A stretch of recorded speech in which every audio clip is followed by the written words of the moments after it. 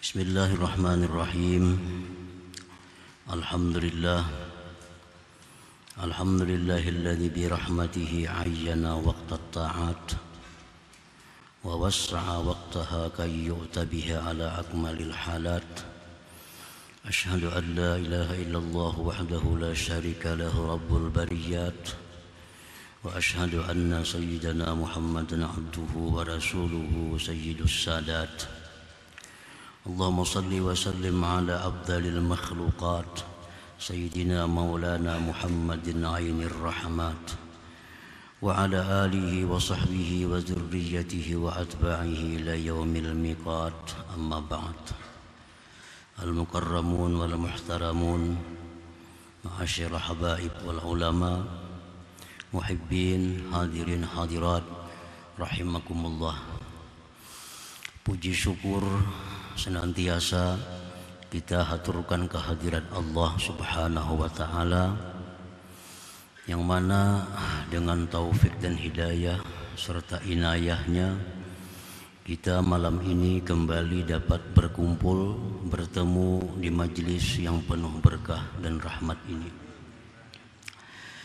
Salawat salam atas junjungan kita Nabi besar Muhammad sallallahu alaihi wasallam dan seluruh keluarga, sahabat, zuriat dan pengikut beliau sampai hari akhir nanti. Para muhibbin rahimakumullah, al-hikmatur rabi'atu wat tis'un ba'dal mi'ah minal hikamil ataiyah. Qala al-Imam Ahmad ibn Athaillah as-Sakandari rahimahullah wa nafa'ana bi'ulumihi wa asrarih. Hikmah yang ke-194 dari Al-Hikam, berkata pengarang Imam Ahmad ibn Athaillah as-Sakandari rahimahullah, qayyadat ta'ati bi'ayanil awqat kay la yamna'aka anha wujudut taswif wa wassa'a 'alaikal waqta kay tabqa hissatul ikhtiyar. Artinya, Allah Subhanahu wa ta'ala mengkaitkan perbuatan-perbuatan taat dengan waktu-waktu yang ditentukan, agar tidak mencegah akan engkau dari taat itu adanya penundaan. Dan Allah meluaskan atas engkau waktunya agar tinggal bagian untuk memilih. Itulah terjemahnya hikmah yang ke-194. Para muhibbin rahimakumullah, tanqasimut ta'atu ila wajibatin wa mandubat. Terbagi perbuatan taat kepada yang wajib dan yang sunat. Apabila tuntutannya kuat sampai diancam, maka itu disebut adalah wajib. Apabila tuntutan dari Allah kepada kita untuk melakukan sesuatu perbuatan namun tidak disertai dengan ancaman, maka itu adalah sunat. Perbuatan taat tidak lepas dari dua hal itu. Kadang-kadang wajib, kadang-kadang ada yang sunat. Ammal wajibatu aktsaruha muqayyadatun bi awqatin mahdudat. Adapun perkara-perkara yang diwajibkan oleh Allah kepada kita itu umumnya dikaitkan dengan waktu-waktu tertentu. Kebanyakan perkara yang wajib itu ada waktu yang khusus. Itu umumnya. Ada pula wajib itu yang tidak punya waktu tertentu. Tapi umumnya yang wajib itu ada waktu tertentu. Kas-salawatil mafruḍat, seperti sembahyang fardu 5 waktu. Itu ada waktu-waktunya, ditentukan dan dibatasi oleh Allah. Wa shaumi Ramadan, puasa Ramadan, itu pun ada waktu tertentu.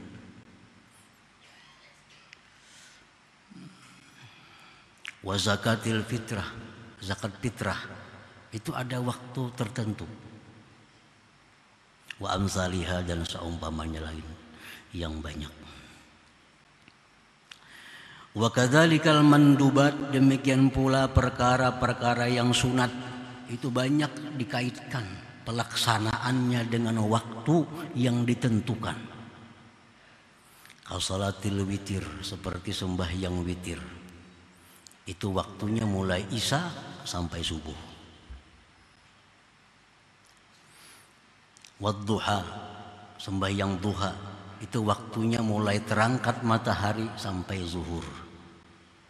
Habis zuhur kada ada lagi duha. Wat tahajud, tahajud waktunya ditentukan mulai bangun dari tidur sampai subuh. Wa tahiyatil masjid, tahiyatul masjid ada waktu tertentu.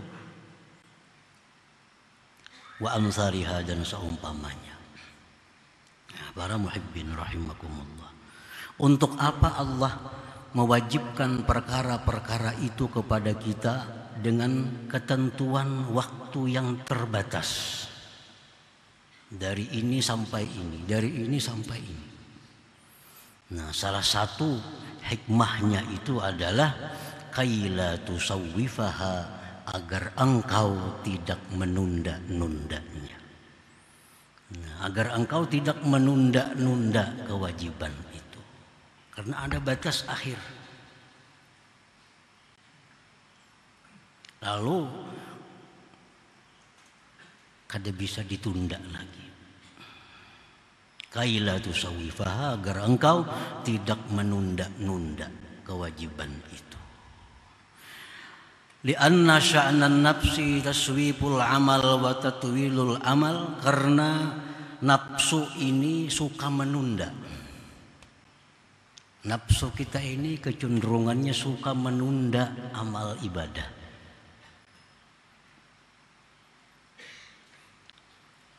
Karena bisikan-bisikan dari syaitan, bisa kain aja kan beribadah, masih ada waktu. Nah, pada umur sudah 60 nih, umur sudah 60, parak sudah lawan tanah, tapi nafsu nih kain aja beramal, kain aja beribadah, kain aja nuntut ilmu. Nih, pekerjaan masih banyak lagi yang diurusi. Itu nafsu, tabiat nafsu demikian. Wa tatwilul amal, dan nafsu ini selalu memperpanjang angan-angan kita. Nafsu selalu membisiki kepada kita, umur kita masih jauh, umur kita masih lawas lagi. Kain aja untuk memperbaiki diri, kain aja menjalani jalan yang diridhai Allah. Umur masih panjang. Nah, itu yang dimaksud Allah menentukan waktu-waktu tadi, supaya kita jangan sampai menunda daripada waktu-waktu yang ditentukan oleh Allah Subhanahu wa ta'ala. Falau turikat ma ikhtiyariha matawajjahat qattu ila rabbiha, jikalau dibiarkan nafsu itu serta pilihannya, tidaklah dia berhadap kepada Tuhannya selama-lamanya. Kalau nafsu ini diberi pilihan, dibiarkan, selama-lamanya kada akan beribadah kepada Allah Subhanahu wa ta'ala. Kaina isuk-isuknya, minggu kaina, bulan kaina, tahun kaina, selalu demikian. Nah, kalau dibiarkan kita bebas, kada berwaktu. Nah, untuk menghindari itu, Allah Subhanahu wa ta'ala mewajibkan kewajiban itu dibatasi dengan waktu tadi, supaya jangan ada penundaan-penundaan berbuat sesuatu yang diwajibkan oleh Allah Subhanahu wa taala. Nah, para muhibbin rahimakumullah. Ruwiya diriwayatkan an aktsara syahi ahli nar minat taswif. Nah, diriwayatkan bahwa kebanyakan teriakan penghuni neraka itu akibat mereka menunda beribadah. Orang yang masuk ke neraka itu umumnya orang yang menunda-nunda ibadah. Akhirnya kada sempat lagi. Mati, tobat belum sempat, mengqadai yang wajib-wajib belum sempat, membereskan kezaliman kepada orang belum selesai, selalu ditunda, mati, masuk neraka. Nah, teriakan penghuni neraka itulah umumnya adalah akibat menunda-nunda itu. Nah, para muhibbin rahimakumullah. Di dalam hadis disebutkan Rasulullah sallallahu alaihi wasallam bersabda, "Idza asbahta fala tantaziril masa wa idza amsayta fala tantaziris sabah wa khudz min hayatika limautik wa min sihhatika lisaqamik." Ujar Nabi, apabila engkau berada di waktu pagi, jangan merasa bahwa umur engkau itu sampai di petang hari. Nah, jangan merasakan bahwa petang hari kita masih hidup. Bila engkau berada di petang hari, janganlah kamu berkeyakinan kamu masih hidup di pagi hari. Nah, supaya apa? Supaya jangan menunda-nunda untuk beribadah kepada Allah Subhanahu wa ta'ala. Ambillah kesempatan waktu hidup ini sebelum mati engkau. Karena waktu hidup inilah waktul amal, waktu beramal. Sedangkan mati itu sesudahnya adalah waktul jaza, waktu pembalasan amal. Kalau sudah mati kan ada lagi beramal, istirahat total. Nah, orang mati itu bukan waktu beramal lagi, tapi waktu pembalasan amal. Waktu hidup inilah ada kesempatan beramal, beribadah kepada Allah Subhanahu wa ta'ala. Dan ambillah kesempatan pada waktu sihat ini untuk masa sakit engkau. Kalau sudah sakit hanya menyesal. Kada kau lagi umpat nuntut ilmu, sudah sebelah batis kalau kau berjalan lagi. Lagi sihat, kada hendak menuntut ilmu, sudah sebelah awak mati. Hanya hendak menuntut ilmu, la yamfa, tidak ada gunanya. Ya Tuhan, engkau lagi sihat, mana dia menuntut ilmu, sudah garing hanya hendak. Waktu sihat inilah kesempatan untuk hari sakit. Kalau waktu sihat kita beribadah kepada Allah, sakit lalu kita kada bisa lagi beribadah, tetap dihitung Allah kita sebagai orang yang ahli ibadah. Karena Tuhan tahu waktu sihat orang ini rajin beribadah. Sekarang dia sakit, kada mampu lagi beribadah, tetap pahala ditulis oleh Allah Subhanahu wa ta'ala. Tiap malam ke pengajian, waktu sihat. Tiap malam menuntut ilmu, sekarang sakit. Berabah lagi. Tiap malam tetap ditulis Allah sebagai penuntut ilmu. Nah, coba bayangkan. Selalu ditulis oleh Allah dalam catatan amal kebaikan. Dia menuntut ilmu. Karena Allah sudah membuktikan waktu orang ini sihat selalu menuntut ilmu. Kalau waktu sihat kada menuntut ilmu, sudah sakit hanyar, jika aku sihat aku mengaji terus. Lawasnya pang sihat dulu kada sing mengaji-ngajinya. Akan ditaubih oleh Allah, akan dicela oleh Allah. Nah, wali sihhatika lisaqamika, ambil kesempatan waktu sihat ini untuk masa sakit itu. Kalau sudah sakit, ayo jangan usah lagi sembahyang berjamaah, kada usah lagi ke Jumat, kada usah lagi nuntut ilmu. Sudah sakit, tapi pahala terus dapat karena waktu sihat digunakannya untuk yang demikian itu. Nah, para muhibbin rahimakumullah, ada ungkapan para salihin, orang-orang dahulu, i'mal lidunyaka ka'annaka ta'ishu abada. wa'mal li akhiratika ka'annaka tamutu ghadan. Bekerjalah engkau untuk urusan dunia seolah-olah engkau hidup selama-lamanya. Bekerjalah untuk urusan akhirat seolah-olah engkau besok akan mati. Nah, artinya apa? Kalau untuk urusan dunia itu bisa kita tunda. Anggaplah kita esok masih hidup. Anggap minggu depan masih hidup. Anggap tahun depan masih hidup. Kalau yang kita hadapi ini urusan dunia. Tapi kalau untuk urusan akhirat, urusan ibadah, ka'annaka tamutu ghadan, besok engkau mati. Ada pekerjaan dunia hari ini kada tuntung, awak asa uyo, istirahat, besok masih hidup. Minggu kaina masih hidup. Nang dihadapinya urusan dunia. Nah, tapi kalau urusan akhirat, anggap esok mati. Supaya jangan menunda ibadah kepada Allah Subhanahu wa ta'ala. Nah, para muhibbin rahimakumullah. Wa wassa 'alaikal waqta. Allah meluaskan atas engkau waktu. Jadi waktu kewajiban yang dibatasi Allah tadi waktunya luas. Waktu zuhri ilal asar. Sembahyang zuhur walaupun dibatasi oleh Allah waktunya tapi luas. Zuhur cukup 5 menit. Sembahyang zuhur cukup 5 menit. Dia waktunya lebih 2 jam diberi Allah. Hendak sembahyang zuhur jam 12.30. Hendak sembahyang zuhur jam 2. Hendak sembahyang zuhur jam 3. Luas waktunya. Wal asri idal ispirar. Allah luaskan waktu asar sampai timbulnya cahaya kekuning-kuningan. Hendak sembahyang zuhur jam 3:30, pukul 4, 4:30, jam 5 luas waktunya. Walaupun zuhur cuma 5 menit, asar 5 menit. Wal maghribi idal isya.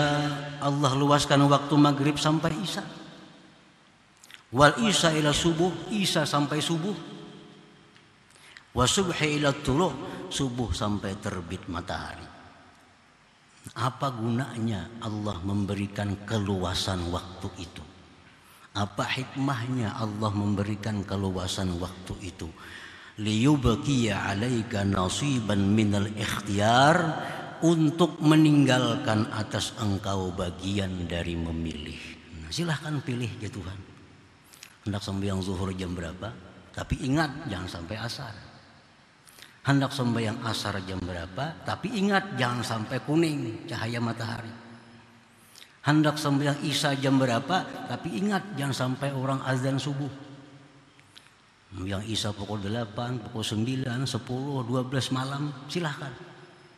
Nah, Allah memberikan pilihan kepada kita.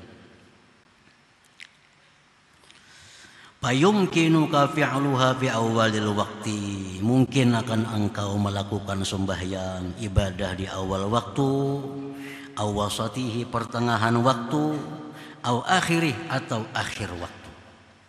Nah, lalu kita bisa melaksanakannya.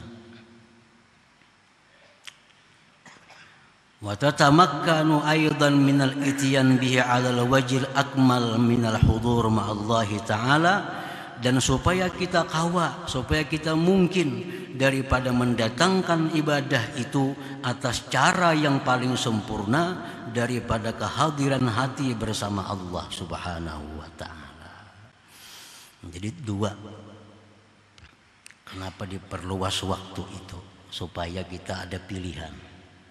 Yang kedua, supaya kita bisa melaksanakan ibadah itu dengan cara yang sempurna.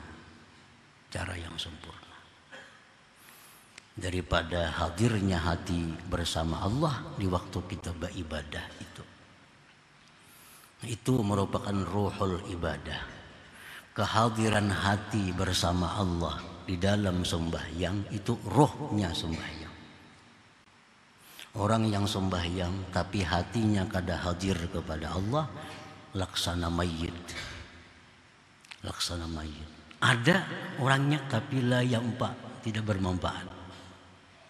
Nah, sembahyang tapi tidak ada hadir hati bersama Allah, sembahyangnya la tanfa, tidak ada guna. Tidak ada guna, tidak ada balasan pahala yang diberikan Allah Subhanahu wa taala. Nah, supaya sembahyang itu sempurna, Allah beri waktu yang luas supaya kita bisa memilih waktu apa yang kita bisa hadir hati itu. Para muhibbin rahimakumullah, ujar Nabi, kalau sudah dihidangkan makanan, hadir waktu sembahyang, makanlah. Makan dulu. Makan. Sudah kenyang, nah hanya sembahyang. Kenapa? Supaya jangan mengganggu sembahyang kita. Ini nasi sudah ada, parut lapar, sembahyang jelas terganggu sembahyang kita. Nah, supaya jangan itu, mulai dengan sembahyang, mulai dengan makan. Makanya ada pertanyaan, mana afdalnya orang buka puasa sampai maghrib langsung sembahyang, kada minuman dulu, begitu azan maghrib ini sembahyang maghrib. Nah, ini kada afdal. Nah, afdal minum dulu, makan kurma dulu, nah hanya sembahyang maghrib. Waktu maghrib cukup luas untuk melakukan 3 rakaat, itu masih panjang artinya. Nah, para muhibbin rahimakumullah, jadi hudur hati dalam sembahyang bersama Allah itu ruhnya sembahyang. Memang idealnya sembahyang itu satu, dilaksanakan di awal waktu, karena awal waktu ini ridwanullah, keridhaan Allah. Yang kedua, sembahyang itu berjamaah, karena pahala berjamaah ini sama dengan 27 kali sembahyang sendirian. Yang ketiga, tempatnya di masjid, karena masjid itu adalah Baitullah, rumah Allah. Yang keempat, khusyuk. Kalau sembahyang fardu 4 perkara ini ada, sempurna. Sempurna. Di awal waktu, mana berjamaah, mana di masjid, mana khusyuk. Nah, itu cara sembahyang yang paling sempurna. Para muhibbin rahimakumullah, apabila 4 perkara itu bertentangan, yang kita pilih adalah khusyuk. Khusyuk. Sembahyang di awal waktu cuma kada khusyuk. Nah, sembahyang di awal waktu cuma kada khusyuk. Misalnya ibu-ibu sedang bermasak, bermasak. Orang bang zuhur. Amun ini dilihatkan nih sembahyang awal waktu, cuma pikiran ini nasi menggurak nih. Nah, ini ngarannya bertentangan antara awal waktu dengan khusyuk. Nah, pilih khusyuk ini. Dirisakan dulu, masakan dirisakan dulu, sudah biris, biar sembahyang zuhur pukul 1 pada papa. Nah, supaya khusyuknya itu ada. Sembahyang berjamaah, kada khusyuk, ribut di masjid. Kalau di rumah sembahyang khusyuk, di rumah kada usah ke masjid. Kada usah ke masjid. Khusyuk diutamakan. Sembahyang berjamaah, berjamaah kada khusyuk. Tapi kalau sembahyang surangan khusyuk, sembahyang surangan. Sembahyang surangan. Jadi khusyuk ini, hadir hati ini selalu nomor 1. Karena itu juz'us salah al-batin, juz'u sembahyang bagian batin. Kalau jamaah itu juz'u sembahyang bagian zahir. Nah, jadi itulah Allah memberikan kita waktu yang cukup luas supaya kita bisa mendatangkan ibadah, mendatangkan sembahyang dengan jalan yang paling sempurna. Nah, para muhibbin rahimakumullah, kalau berjamaah khusyuk, sembahyang surangan khusyuk, ya baik berjamaah. Atau sembahyang berjamaah kada khusyuk, surangan kada khusyuk juga, baik berjamaah juga. Malaran dapat jamaahnya itu. Sembahyang di rumah surangannya kakak itu juga hati. Di masjid ya kakak itu juga baik ke masjid. Ada pahala jalan ke masjid, ada sembahyang berjamaah. Nah, ini untuk orang-orang yang dalam suluk, untuk orang-orang yang dalam keadaan menjalani satu jalan menuju ma'rifatullah. Itu harus memilih bujur. Kalau sembahyang ke masjid khusyuknya kurang. Kalau di rumah mantap, nah ambil di rumah. Kalau sembahyang zuhur jam 1 masih kada karuan. Kalau sembahyang zuhur jam 2:30 nyaman, ambil 2:30. Nah, itu untuk orang-orang yang menjalani jalan Allah. Selalu memilih kehadiran hati bersama Allah Subhanahu wa taala. Para muhibbin rahimakumullah. Imam Asy-Syaikh Zarruq berkata, perluasan waktu yang diberikan Allah untuk melakukan suatu ibadah seperti sembahyang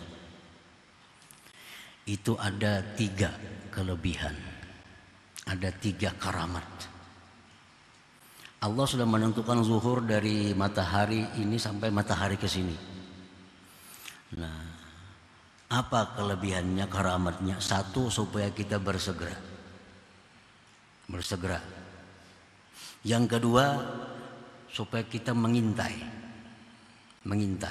Oh, ini hari 12 nih, sudah parak zuhur, nah mengintai. Mengintai itu berpahala. Bukan sia-sia. Nanti hari, jam 12, parak sudah zuhur. Mengintai itu berpahala sudah. Nah, jakanya Allah kadang memberikan waktu yang luas, kadang ada intai-intai, jam berapa kah sembahyang? Nah, karena ada batasan, kalau kita ada mengintai, nah pahala ada untuk mengintai itu. Kita menunggu datangnya Ramadan nih, rindu dengan Ramadan hati nih, berpahala itu. Nah, jakanya 12 bulan nih Ramadan semuaan, kadang ditunggu-tunggu lagi. Kalau ada pahala menunggu. Tapi karena Ramadan hanya 1 bulan dalam 12, ada istilah menunggu. Nah, menunggu itu ibadah. Menunggu ibadah. Yang ketiga, imaratus sirri. Nah, hati kita jadi makmur jadinya. Nah, kalau kita menunggu ibadah, hati kita bersegera ibadah, itu menunjukkan hati kita sedang makmur. Nah, hati kita makmur, hati kita sehat, hati kita selamat. Para muhibbin rahimakumullah. Nah, kemudian yang kedua, diluaskannya waktu oleh Allah. Sembahyang tadi itu pertama supaya kita jangan merasa sempit. Coba kalau Allah beri waktu maghrib cuma 5 menit habis, wah sulitnya kita. Waktu zuhur ya Tuhan cuma 1/4 jam, itu pun sulit sudah. Sulit. Nah, jadi Allah beri luas waktu itu yang pertama supaya kita jangan berada dalam kesulitan untuk beribadah kepada Allah itu. Yang kedua, di situ Allah memberikan kepada kita nisbah untuk memilih. Nah, kita diberi Allah wewenang untuk memilih kapan waktunya sembahyang itu bisa kita laksanakan dengan baik. Nah, di situ. Yang ketiga, di situ ada kelapangan hati dalam beribadah. Nah, dan ada kelapangan hati, kada terburu-buru lagi beribadah karena waktunya masih luas. Nah, para muhibbin rahimakumullah, jadi itulah rahasia kenapa Allah Subhanahu wa taala menjadikan kewajiban-kewajiban itu pada waktu yang ditetapkan, dibatasi dengan batasan supaya kita jangan menunda. Nah, kemudian Allah luaskan waktu kewajiban itu supaya kita ada bisa memilih untuk melaksanakannya dengan cara yang paling sempurna itu. Nah, selanjutnya hikmah yang ke-195 insyaallah taala. Ila hadratin Nabi sallallahu alaihi wasallam al-Fatihah.